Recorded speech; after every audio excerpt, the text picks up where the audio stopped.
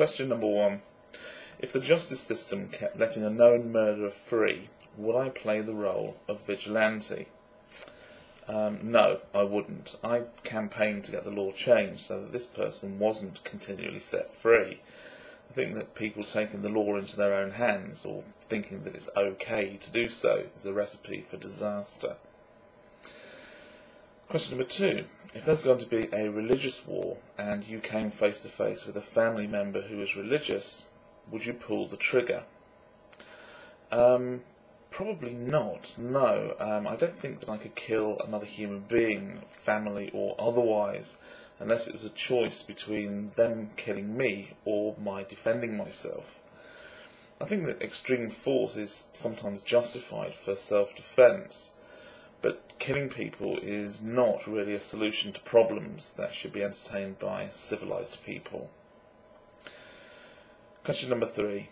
What would I do if my government turned me out of my home and forced my family to be dispersed across the country, never to be seen again? I'd resist it. I would fight for my right and that of my family members to live our lives as free individuals. Question number 4. What would it take for me to say to the government enough is enough? I think that curtailment of freedom and justice to the point that the government felt it necessary to use lethal force on its own citizens to keep them under control, that would be the limit for me, because at that point, when the democratic process is exhausted, they cease to be my government.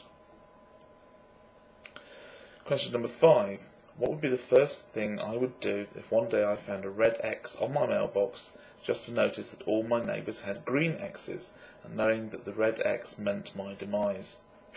I'd probably run for it. Question number 6.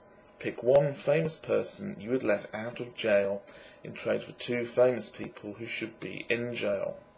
And it's easy. Aung San Suu Kyi, the Burmese opposition leader, I'd let her out of jail, and I'd put Tony Blair and George W. Bush in.